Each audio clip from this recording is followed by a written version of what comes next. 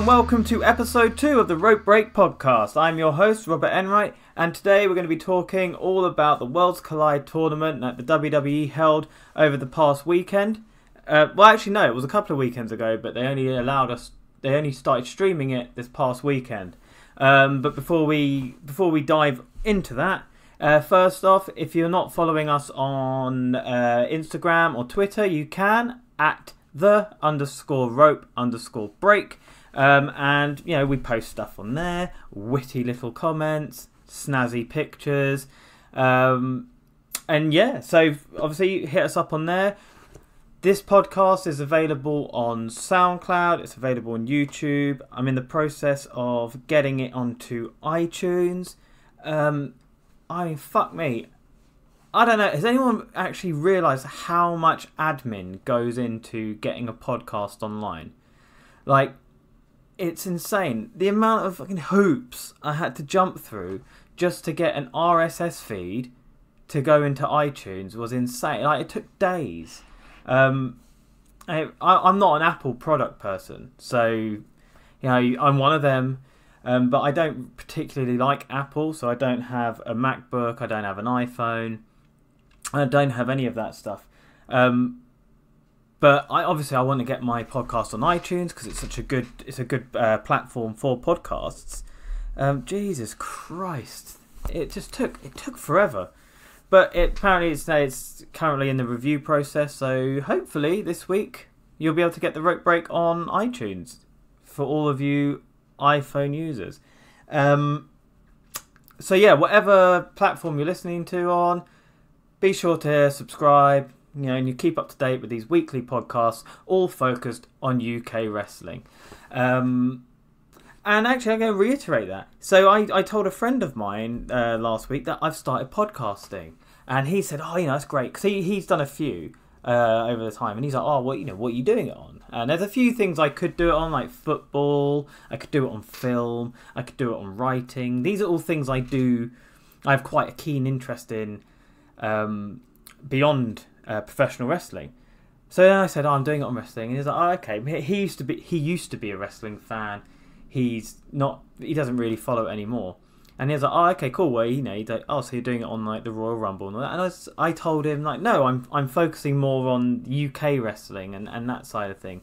And he questioned why, and I said, everyone's talking about WWE, and everyone is, you know, focused on that or All Elite, and a lot more on New Japan. And I was like, you know, even some of the biggest UK wrestling content creators, they don't do an awful lot on a weekly basis that shines a light on the UK wrestling scene. So when I said that, he said to me, you know, fair play, keep going. So I'm proud to be doing this podcast. I'm proud to be putting my interest and my passion fully behind UK wrestling, and I will continue to do so. What a hero. But yeah, so I'm going to kick things off now with just a little bit of event news, really, and it's very exciting. If any of you do follow my the Instagram, the Rope Break Instagram, you'll see that I got tickets to the Progress chapter 84 on the 24th of February, live from the Electric Ballroom in Camden, London. And I'm going to get to see Walter. That's right, ladies and gentlemen. The Ring General Walter will be defending the title against Chris Ridgway. I can't wait. I haven't been to a live wrestling event in so long. And going there to see Walter probably slap the living shit out of someone is well worth the entrance fee alone, as far as I'm concerned. Yeah, so there was some... I think there still are tickets available. Yep, free plug right there for Progress Wrestling. But yeah, there are tickets available. There's Volta against Ridgway for the title. Jordan Devlin versus Travis Banks, which has been all over NXT UK for the last few weeks. I think it's like 40 chapters of Progress since they last fought each other, but they're going to be going one-on-one at that event as well, so that's 2 awesome matches already. And from the UK women's scene, Ginny is taking on Nina Samuels, both of whom have been appearing regularly on NXT UK. So a lot of good UK stars there. I'm not sure, I haven't seen too much else of what's on the card, but I'm really excited. I think it's going to be such a great show. And I'll be able to do on my podcast in a couple of weeks' time. I'll be able to give you a review of Progress live, and attending a Progress show, which is fantastic. I'm also looking potentially to go to a Revolution Pro show in Northampton on the 24th of March. So I live just outside of London. I live about an hour's drive away from Northampton. I'm tempted to go because Pac is going to be there. As there's other people on the post as well. You got like Kip Sabian, people like that. But I'm really keen to see Pac live. Especially, I don't know what's going to happen with All Elite Wrestling right now, and I know he's signed with them, but I don't want it to get to a point where he then just goes full time with All Elite, because I know at the moment they're trying to push. There's people are still wrestling elsewhere, but when it all kicks off, you'd imagine All Elite Wrestling won't want to share their toys. But we'll see. But I might go to that, and that's obviously a whole month away. But yeah, so exciting times. I'm going to get to see some live wrestling over the coming months. Get to see some of the biggest stars of the UK wrestling scene live in the flesh. And yeah, you'll hear all about it here on the Rope Break podcast every week. So before we dive straight into the Worlds Collide tournament, where our NXT UK wrestlers were very well represented, it must be said. I've just got a few things in my noteworthy section, just in the world of professional wrestling right now. The biggest one is Jimmy Jacobs, a huge name on the UK indie scene. He's now signed to All Elite Wrestling. It was announced yesterday. Fantastic. I mean, like I said, I'm not sure exactly how generous AEW are going to be once they get going, allowing wrestlers to wrestle everywhere. You'd think that maybe they'd be quite lenient on it due to the fact that Cody has built this empire off of the back of having that freedom. But yeah, seeing Jimmy Jacobs sign there is great news. Good for UK wrestling. It's good for him. I mean, he's been doing it for years and he's really good. And yeah, I'm excited. I am excited by All Elite Wrestling. I think there's 2 very extreme sets of, two very extreme fan mindsets right now. There's people who are just like, they're not competition, WWE is everything, blah, blah, blah. And then you've got these really hardcore, All Elite Wrestling fans who think AEW are already fucking WWE completely. And that's not really the case. It's exciting. It gives wrestlers another opportunity.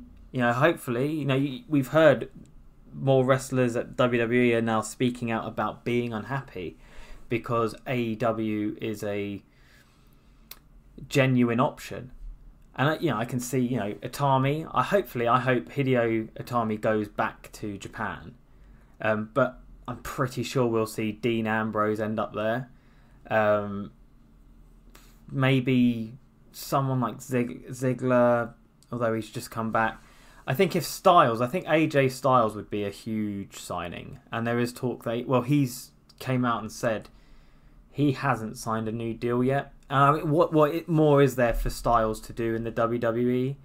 Like, he's world-renowned indie darling for years, done everything everywhere, went to WWE, headlined WrestleMania as WWE champion, won the belt several times. There's nothing more for him to achieve there, and I actually think going to AEW probably really appeals to him, especially if they roll out a similar contract that they gave Chris Jericho. So that could be an option. So I'm just going to have a quick sip of a beverage. Oh. So what else have I got noteworthy? Oh yeah, just a couple of notes on WWE this week.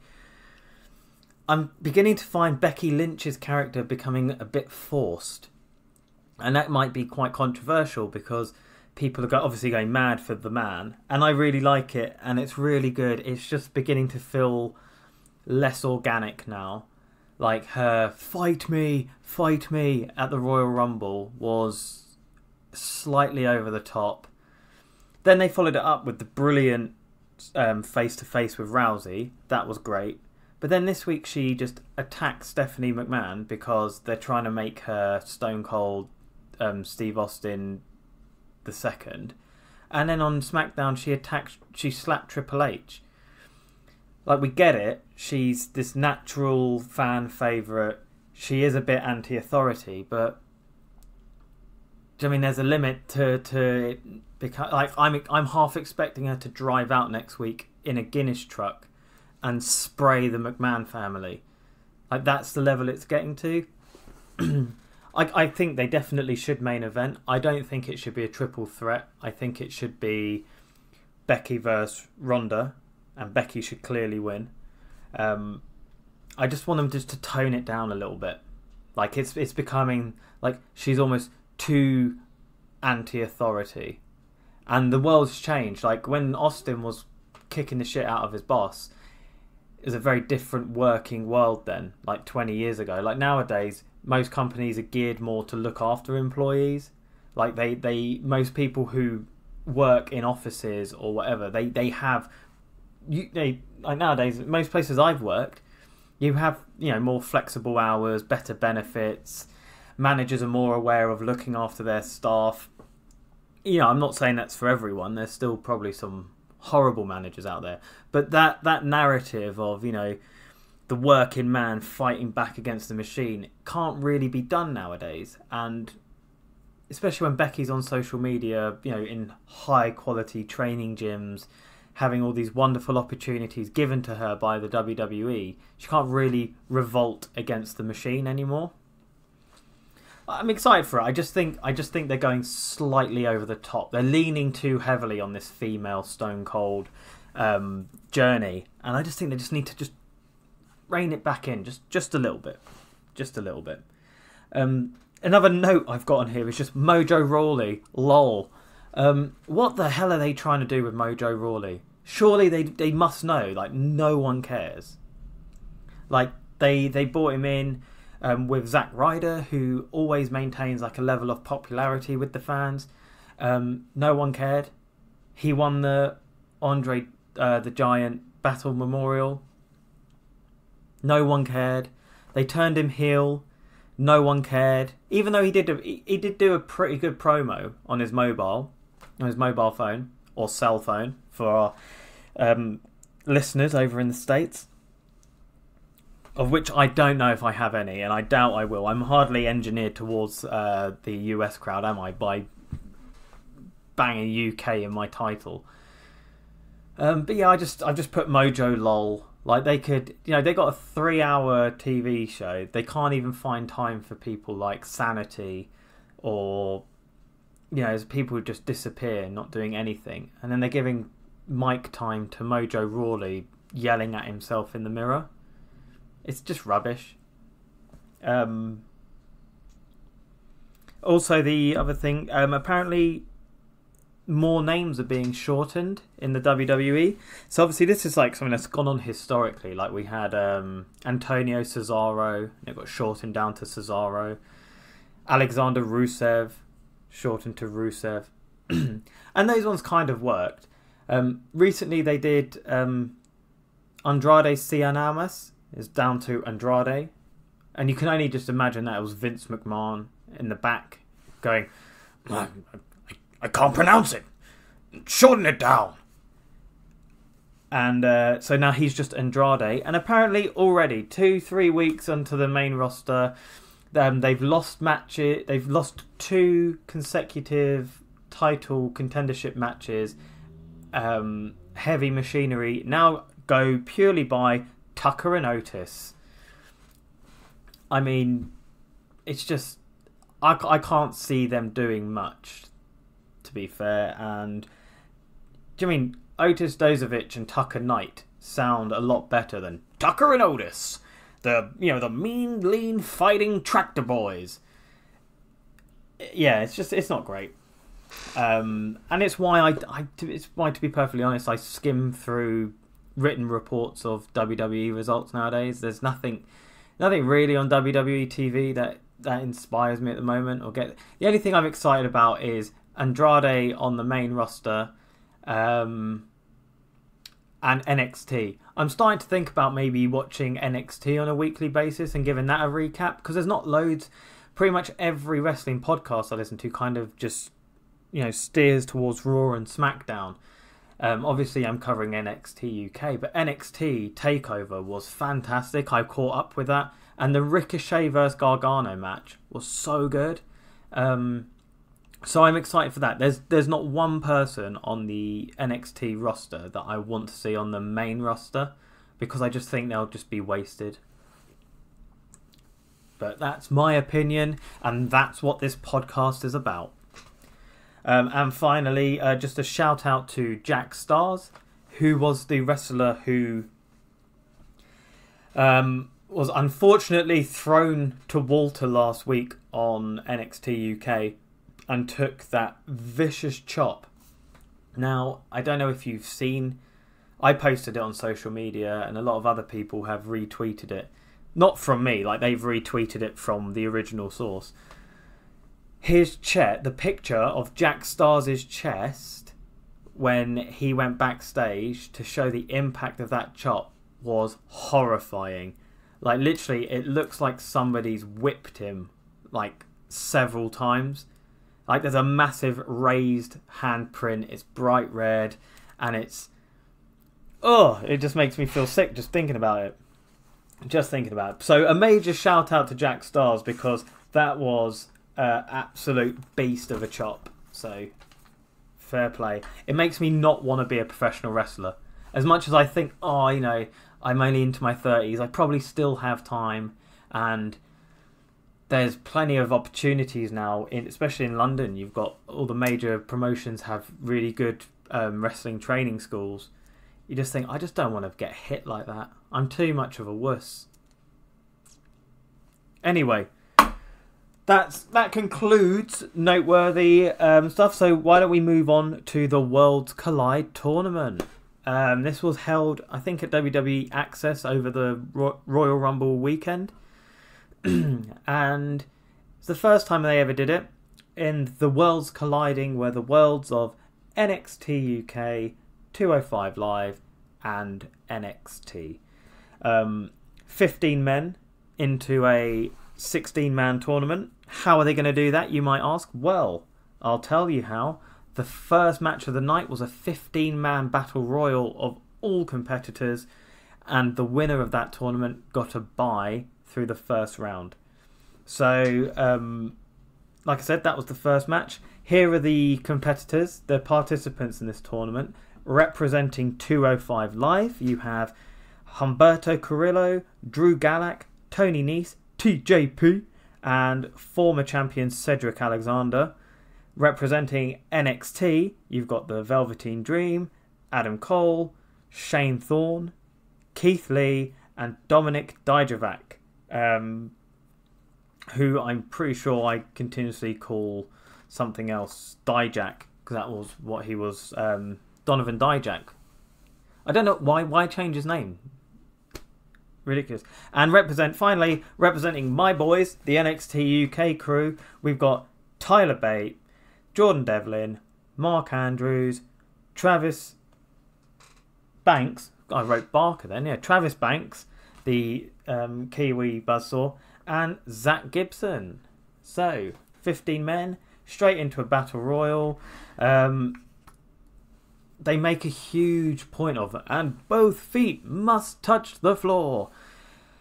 And it's just, that's getting a bit limp now. I think the Royal Rumble just gone was the worst Kofi Kingston spot that they'd done, where last year they pushed the boat out when he they pushed it to the limit when he trod on pancakes, because that's ridiculous. You could just have somebody outside the ring with a towel and throw that down and just say, oh, they landed on the towel, they didn't step on the floor. But yeah, they make a point of that again. I don't know why. As the stars, they all come out one at a time. There's no entrance music. It's the entrance music of the show that introduces them, and they just kind of do like almost like a Miss World, where each person walks out and waves to the crowd. Drew Gulak got a great pop. Velveteen Dream got a huge pop. Tyler Bate got a good cheer, and Adam Cole got a big ovation, and he's a star. Like, Adam Cole is ready made for a higher position in the WWE, but I don't have faith that they'll do anything. He'll end up on 205 Live or something like that. Anyway, the action is being called by Tom Phillips and Byron Saxton, which, I don't think anyone's happy about. Straight off the bat, Banks goes straight after Devlin, which is a continuation of their feud, which I'm going to see in a couple of weeks. Yes! So I'm just going to run through it pretty quickly. You could cut this whole Battle Royale down by 5 minutes. It was about 20 minutes, and there was a lot of just a lot of filler. There's a lot of times that there was too many times where, especially Velveteen Dream, got thrown over the top rope but hung on. But anyway, first up, Humberto Carrillo got eliminated by Gibson, but then Gibson got thrown out by Keith Lee. Velveteen Dream then eliminated Cedric Alexander, and I realised I really want that match somewhere in the future, because I think Cedric Alexander is very underrated, and I feel he could do the same as Mustafa Ali is on SmackDown on, say, Raw. Like, if they threw Alexander on Raw into the IC title scene, I think he would slot straight in, nice and neatly.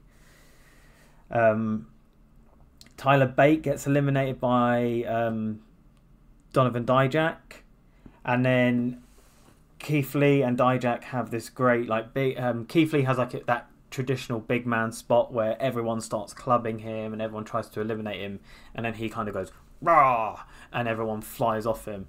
But then he has a kind of a stare down with Donovan Dijak. TJP gets eliminated by TJP eliminates Adam Cole, which was pretty cool. We did it with a springboard drop kick, and then gave him some pretty good lip afterwards, like an Adam Cole baby, which I did enjoy. Mark Andrews went on a mad chopping spree, which was a highlight at one point. Then Keith Lee eliminates Gulak. Dijak absolutely hurls Mark Andrews out of the match. He spins him round and throws him recklessly over the top rope. It's a really good spot. Devlin and Dream kind of form an alliance, which I quite like. And then Devlin eliminates Banks and then continues the feud by assaulting him afterwards. Lee and Dijak have their big man versus big man fight, which then with Dijak eliminating Keith Lee, and I imagine they'll continue that on NXT. Everyone teams up to eliminate Dijak, and then they kind of make it so that your final people 205. They're kind of pushing the 205 people as the heels. So you got Tony Nese and TJP. So you it's almost like, because 205 Live is considered more main roster, maybe they were considered the heels, and the crowd's not very big, but they're fully behind Devlin and Dream, who are the final few people in. And then the Velveteen Dream does a great elimination. He hurls TJP over the turnbuckle, up and over the turnbuckle to the outside. And I really like Velveteen Dream. I haven't watched a lot of him, but he's so fluid in the ring, and his striking, his punches and his chops, they look really, really great. And then at the end of the match, Dream eliminates Nice by sort of skinning the cat. You know, the Shawn Michaels thing where he's hanging off the ropes. And then as he pulls himself back over, Devlin runs and eliminates him. So, good one for Jordan Devlin, one of the UK boys. Picking up the win, and that means he gets a bye into the next round. So I'm thinking, okay, cool, tournament's about to start. And then I find out that WWE aren't streaming the whole... They're not even streaming the whole event. I mean, what's the point? They're saying, oh yeah, we're going to show you key matches from the first round and the quarter-final, and then you'll see the semi-final and final. I mean, I doubt WWE have a bandwidth issue. So I don't understand why they don't just put the whole event on.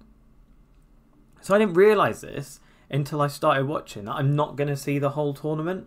It really pissed me off. Like I actually cursed the WWE. I mean, I do that semi-regularly. But actually one of the key the only match they showed of the first round was Zach Gibson versus Humberto Carrillo. So I get to see one of the UK stars, Liverpool's number 1 and 1/2 of the current NXT UK Tag Team Champions, Zach Gibson. And he actually comes out with his belt this time, which I thought was pretty cool. Like, he's wearing it quite proudly. Carrillo enters the ring by doing a flip through the bottom rope, and Gibson just straight up starts beating the shit out of him. Gibson banters the crowd. He's really good, Gibson, I think, at reacting to the fans. He reminds me, and his style, he's quite hard hitting with the odd kind of submission-ish move, and so he's quite vicious. He reminds me of William Regal, who's one of the best UK wrestlers ever. I don't think Gibson's quite at his level. I'm not, this isn't hyperbole. It's just more that Gibson just reminds me of him, the way he hits people, and he kind of has this grizzled... Well, he's a grizzled young veteran, isn't he? Anyway, the match goes on. Carrillo hits a really great springboard elbow. There's this really weird move that Gibson does, where he kind of lifts him up for this kind of power slam, but he drops him down on his knees, and it didn't really work.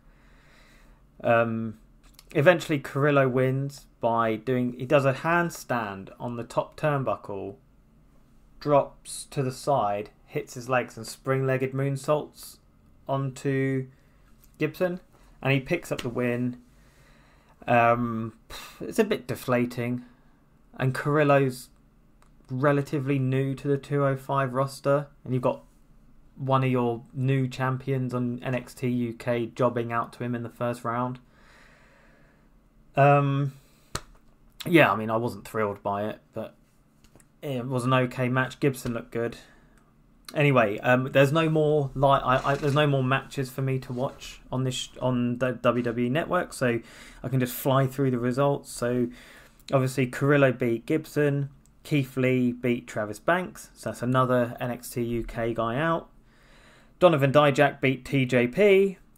Tyler Bate beat Cedric Alexander. And if you were going to show one of the matches of the first round, surely Tyler Bate versus Cedric Alexander, the first NXT UK champion versus one of the longest reigning cruiserweight champions, would have been the match to show. I'm kind of disappointed I didn't get to see that. It's annoying. I would have gladly watched that match.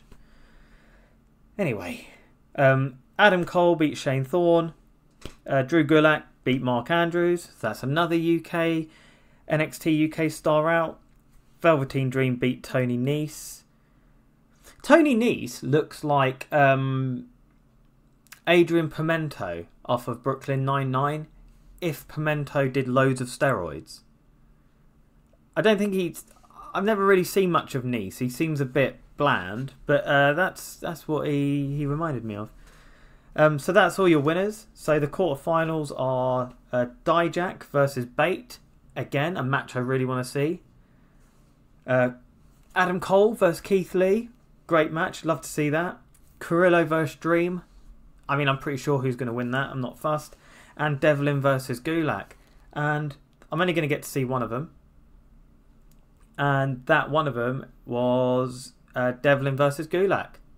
But what they do is they give us a very quick highlight reel of all of the first round matches of all the people winning, showing me what I could have seen. And then it's the match we're going to get is Jordan Devlin versus Drew Gulak.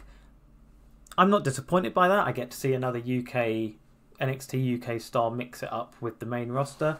And the crowd love Drew Gulak. And I can't help but think he's wasted. And bit of news, apparently Drew Gulak is on NXT this week. So maybe they're shifting, because I know Tyler Breeze had a match there the other week. Maybe they're starting to shift these better in-ring performers into NXT, where they can do their stuff. I will say Gulak needs to lose his beard though. Like, his whole thing looks better when he's clean cut. And I just kind of feel he's tainted by his previous association with Enzo Amore. Because Gulak's really good in the ring. Anyway, I'm going on. It is a good match.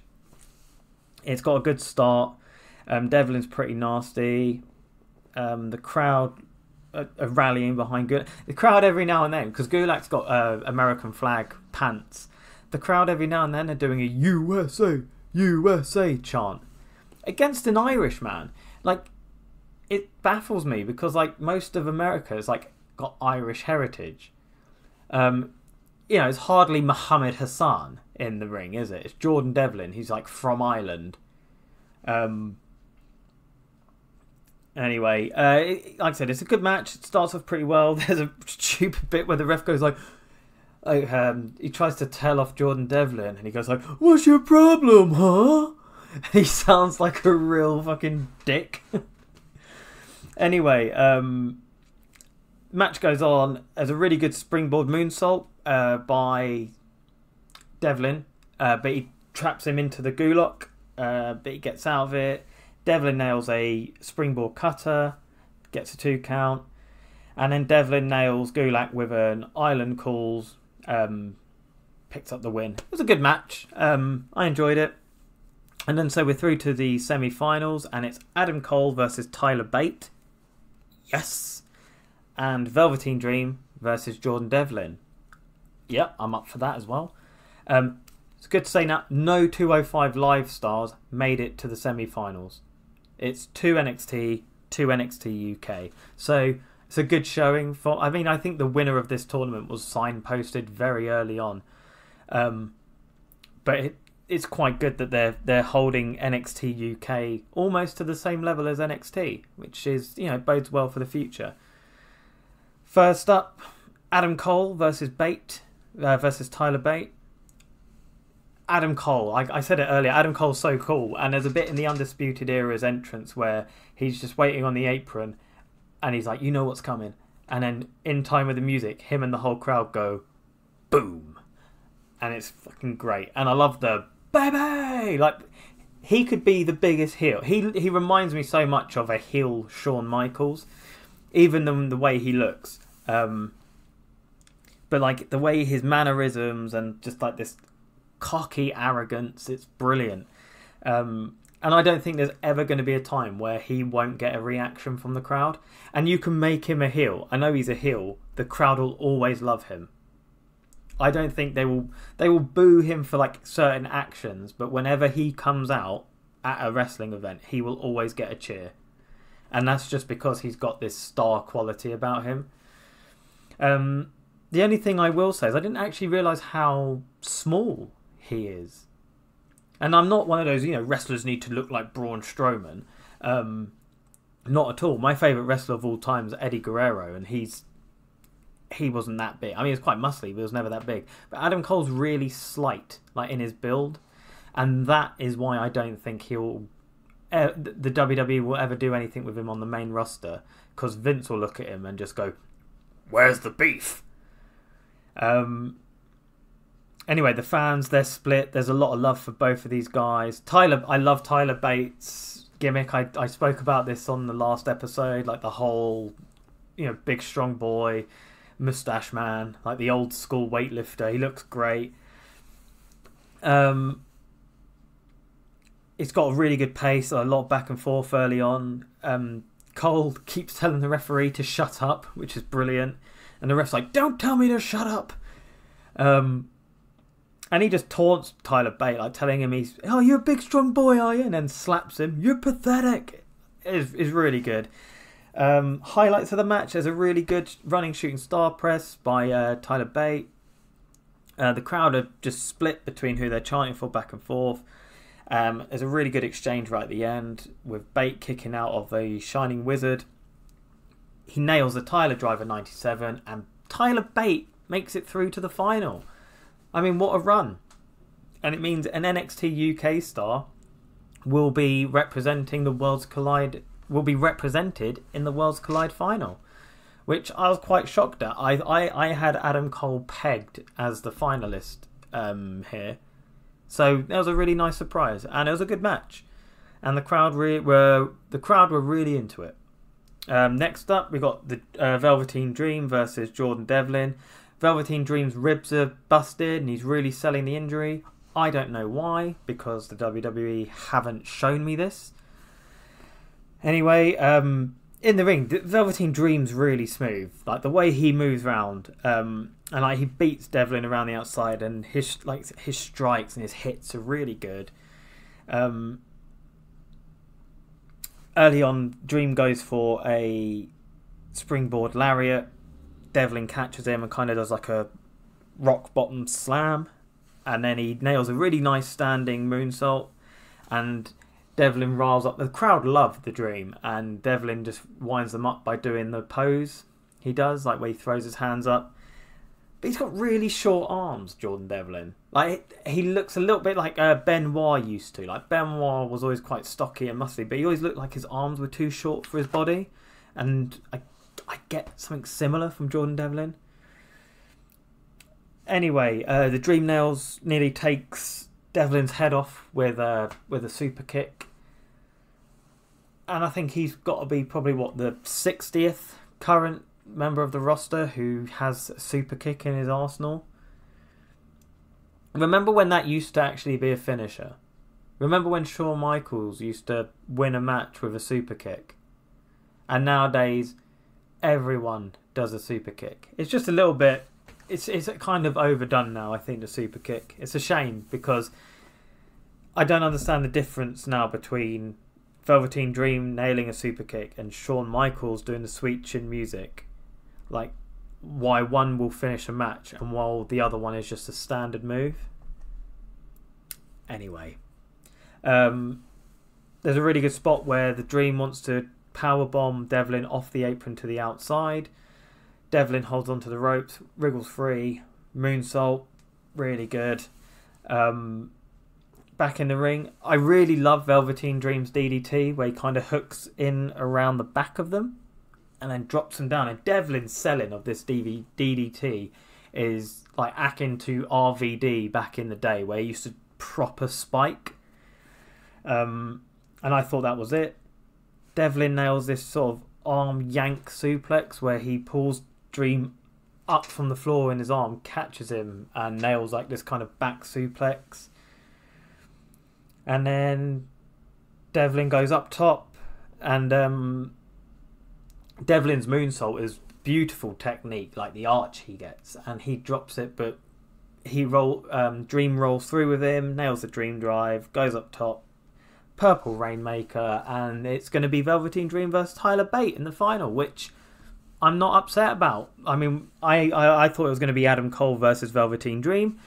It was a really good match, and Jordan Devlin got a really good showing. Like, he won the Battle Royal, he beat Drew Gulak, and he took Velveteen Dream to his limit. So I think WWE are quite keen on the Irish Ace, and I expect him to be a big part of NXT UK, and I'm really excited to see him in a couple of weeks' time at Progress. And then then we go on to the final, and it's Tyler Bate versus Velveteen Dream. And even though it's a small crowd, Velveteen Dream gets a great pop, but I'm really happy as the chant then turns into a both these guys, because the fans love Tyler Bate as well, and it's really good. It's great to see like a young UK star be this over with the crowd, especially against a talent and a character like Velveteen Dream, who's had so much exposure recently. So that was really good to see. There's a bit of an odd start to this match where they both end up on the mat and they're staring at each other, and Velveteen Dream like slithers out of the ring, and then Tyler Bate chases him round, and then they get back in and they do it again, and then Velveteen Dream like nails a cheap shot. It was just a bit strange.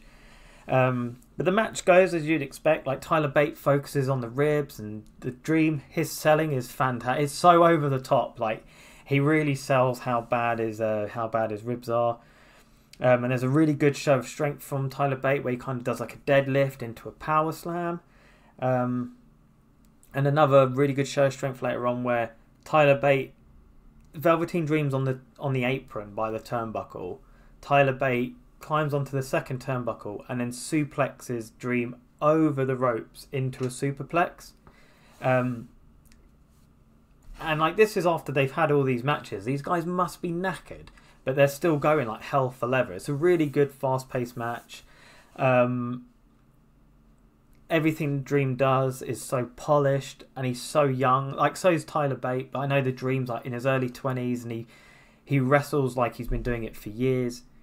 I cannot see Vince McMahon ever using the Velveteen Dream on the main roster.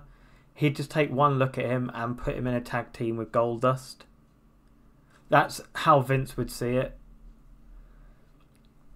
Back to the match. There's a scene where they're bouncing off the ropes and they do a big back body drop, and the height that Velveteen Dream throws Tyler Bate, and like it's a mad bump. Like, it's really good. Velveteen Dream nails another super kick and then a Faymaster. That used to be a finisher. And Tyler Bate sells it brilliantly. Like, it's really good.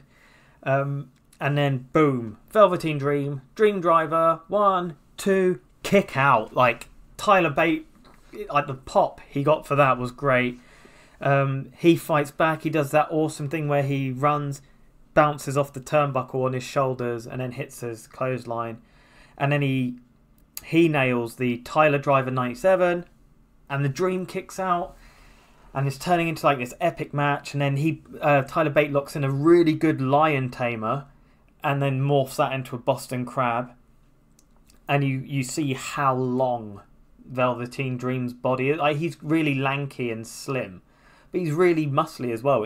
He's got a really unique look. But he kind of bends him in this horrible angle, and there's an excellent spot where he's just about to get to the rope, and Tyler Bate yanks him back again, and it was really dramatic. I thought that was awesome. And the match, considering these two are both in their 20s, like, this match was superb, and the crowd clearly appreciated it because we got a Fight Forever chant, a This Is Awesome chant, and these are quite diluted now because they are every event we go, this is awesome. But this one was actually quite deserved. I can't remember what Tyler Bate calls it, but it's called like a bait and switch, where like he throws one hand up in the air and then clubbers them with the other, and it looks great every time he does it. Like, it looks like such a smart move. He does one of those. There's like a random scene just on the outside of the ring where the Dream nails a double axe handle, and then they go back into the ring. I'm not sure why. But then Tyler Bate goes for a Tyler Driver off the top rope, gets thrown down, Purple Rainmaker elbow drop, 1, 2, 3. Velveteen Dream wins the whole tournament, as I expected him to. But then there's a really good show of respect at the end. Velveteen Dream's clearly a face. Him and Bate hug and they applaud each other, and everyone goes home happy. And if rumours are to be believed, Velveteen Dream is going to cash that title opportunity, not on the world title, but on the NXT North American title this week on NXT, which has had 2 endings taped for it. So he either wins or he doesn't. We will find out this week on NXT. But I will not be reviewing that. I may do that somewhere down the line. But now it is time for me to run through what happens on this week's NXT UK. So, NXT UK. Last week I thought was very hit and miss. This week is more hit than miss. It's definitely a better week. It's a better show this week. But there are a few things on there that I didn't enjoy this week, and there's some things I thought were much better. So let's dive straight in. Kicking off the show this week was Mark Andrews versus Ligero. I couldn't do that right. Ligero. The masked UK lucha star. This was a really good start to the show, especially compared to last week's start to the show was Dave Mastiff versus Primate, and it was a really dull match. This was a high-flying, fast-paced match. Coming out though, both stars made me laugh. Like Mark Andrews comes out, he looks a bit like Enzo Amore. He's got this horrible orange tracksuit on, and he's skipping and he's dancing. I didn't really like it. He looked like he was desperately clinging to his youth. And then Ligero comes out. He's got these horns on his mask, but they're like inflatable, like you'd get for like armbands. Like they're blown up and stuck to his mask, and it's a little bit off-putting. But it starts off really quick. They're both baby faces. Like they have a few handshakes during it. It's just like well rehearsed opening. There's this good scene where they keep rolling each other up in like a cradle pin, and it goes like 1, 1, 1. I think they did it like 7 or 8 times. And then there's a slightly sloppy spot where Mark Andrews doesn't quite nail the Hurricane off the top rope. One spot that happened in it is Ligero hits like a springboard into a stunner, but it gets a 2 count. So I don't understand why now. Like we saw a stunner earlier in the Worlds Collide tournament. Why is a stunner not finishing a match? It's like somebody nailing a tombstone pile driver and it not finishing a match. Like the stunner is. Oh, actually, what are you saying that? Later on, Andrews nails a thing called the Stun Dog Millionaire, which is a stunner as well. So it's like it's turning into the super kick that people are just banging out stunners. Like every other wrestler does a stunner, and every other wrestler does a sweet chin music. It just feels slightly diluted. Anyway, Ligero nails a fantastic senton over the ropes. There's a really nasty sort of pump handle face plant. Then Mark Andrews goes up top rope and he misses a shooting star press.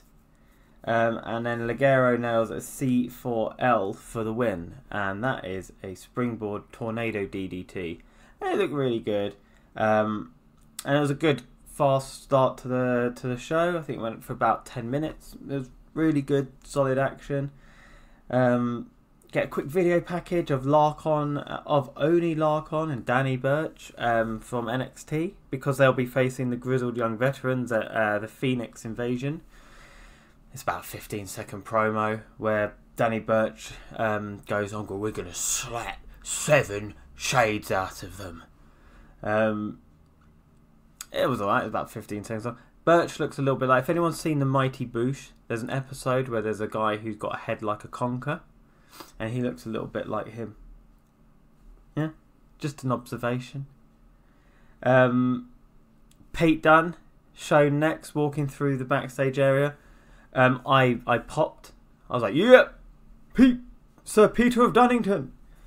But it's a shame because he's from Birmingham. He's got this Brummy accent, and it's a promo setting up him versus Walter, saying he's not scared of him.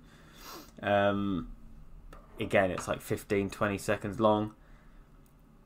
And then we come to the worst part of the show, which is a match between Candy Floss and Zaya Brookside.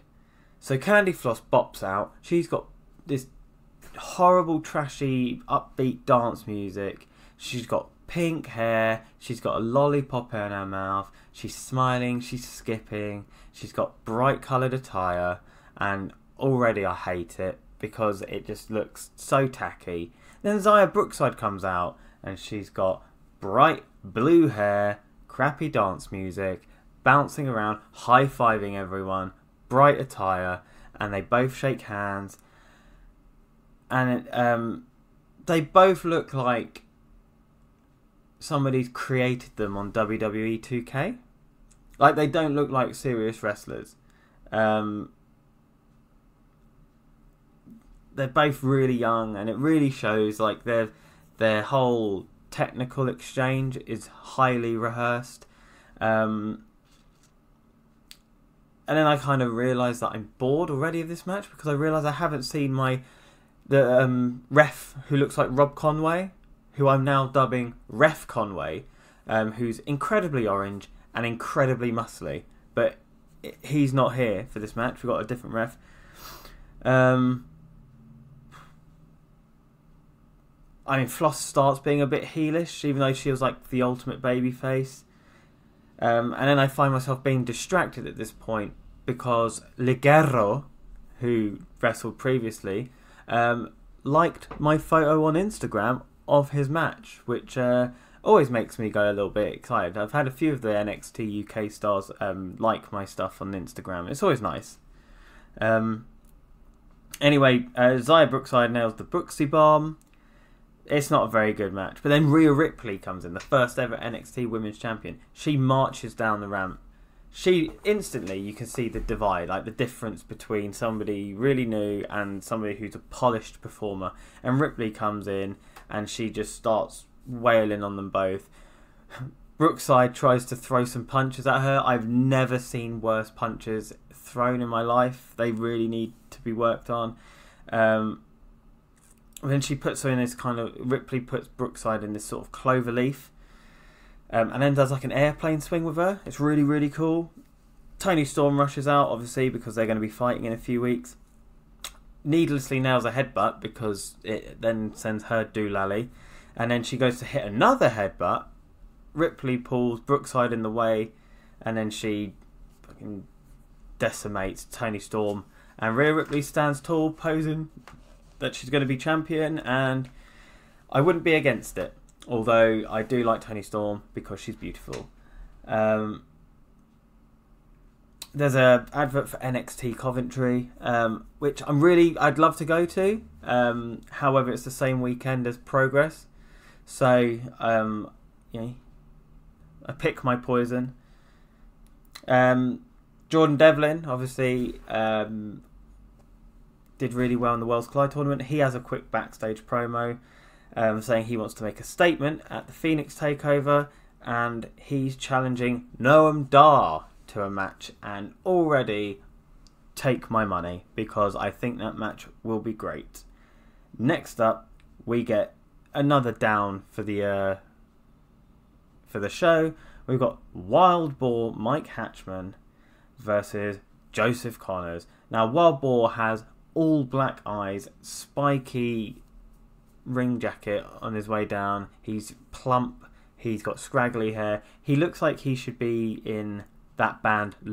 Is it Lodi? Who won the Eurovision? Who all done up like monsters?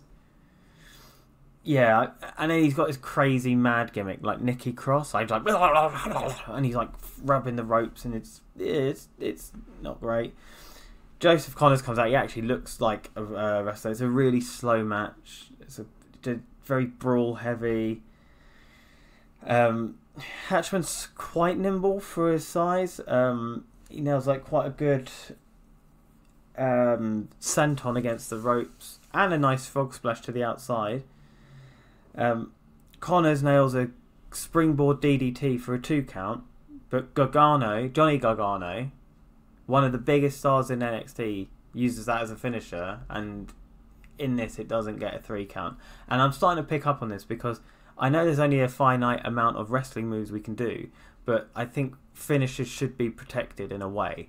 And seeing these finishers for more established wrestlers being used just in matches for 2 counts it's a little bit, I don't know, I don't really like it.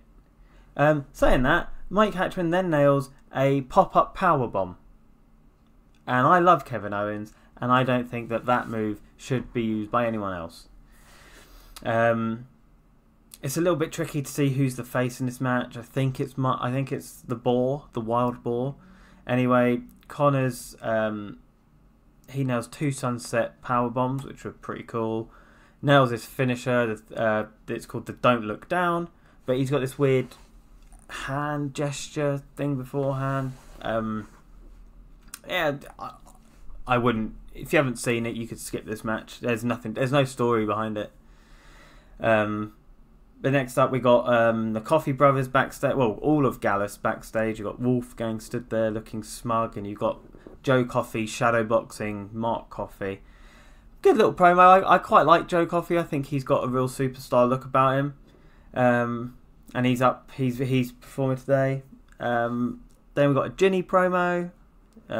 Pretty good. She's quite cutting as well in an interview. I'm really excited to see her progress. I think she's quite an exciting female talent. And then up next we've got Ashton Smith versus Joe Coffey. Smith has like a kind of like a yes thing where he like lifts one arm and the crowd go huh, huh, huh. Which is good for interaction. Like, he seems quite over. He looks a bit like Ricochet, like the way he moves and actually the way he looks. Kofi comes out, and then I get really, really excited because it's Ref Conway. He's here, yes. Although he looks like he could beat up both wrestlers.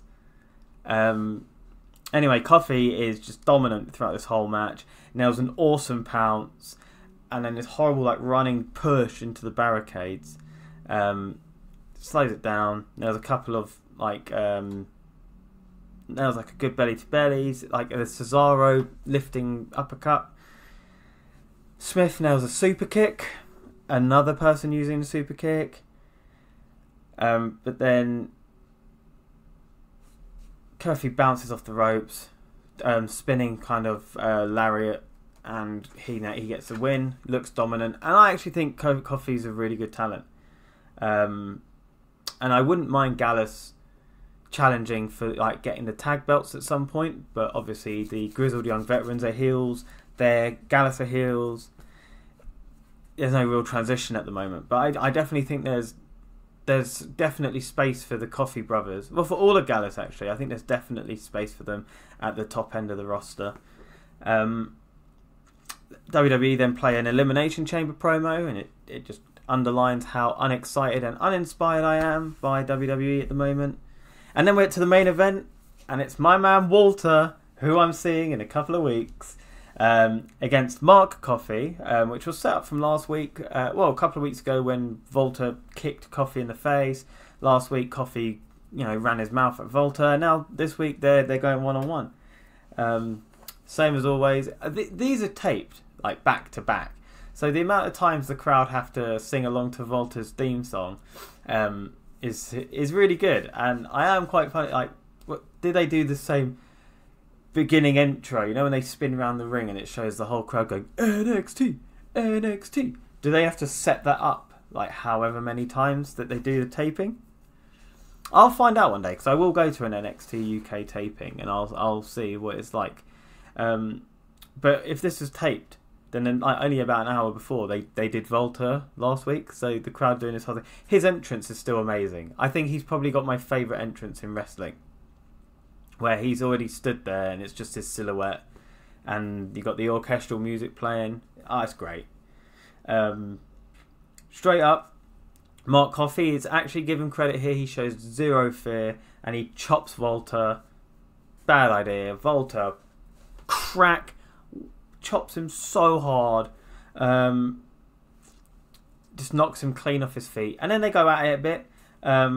And Mark Coffey actually does quite well. Like, he gets on top and he dominates for a bit. The crowd just continue to chant Walter's theme, and the atmosphere sounds great. And then like Walter does this spot where he goes, "Come on, like again," and Mark Coffey is hitting him with these horrid lariats, like as hard as he can, and like Walter just stands there and takes it.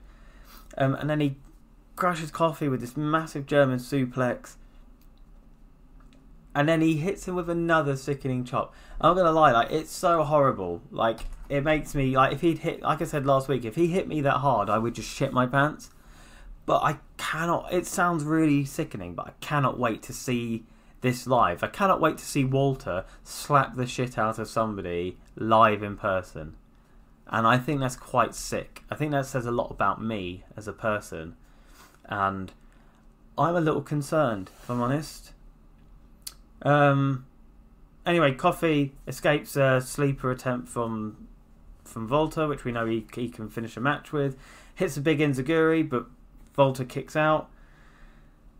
Volta does this horrible chop to Coffey's back, and it sounds nasty. And then he hits his running drop kick that launches Coffey right across the ring, slams him with a powerbomb, and Volta wins. And I think WWE is starting to advertise an international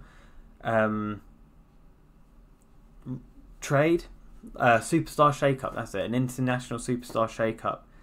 And putting the word international in makes me think they might include NXT UK. If they do, after 600 days and a really strong Royal Rumble showing, I could see Pete Dunne being shifted maybe to the main roster. If he does, Volta is definitely going to be the next NXT UK champ. I could see it happening at the Phoenix invasion. And I wouldn't be upset. And I get to see Volta in action in 2 weeks, which I may have already mentioned. Anyway, that's it for this week's NXT UK. And actually, that's pretty much it for this week's podcast. I hope you've enjoyed. I hope you've found it enlightening. I hope you found it interesting. Anyway, like I said, follow me on Twitter and Instagram at _rope_break. And whatever platform you're listening to this podcast on, please subscribe and you will be notified when the next one's ready, which will be some point next week. Probably Friday. And next Friday is my birthday. So we can celebrate it together. Okay, till next time, thank you for listening and we'll speak soon.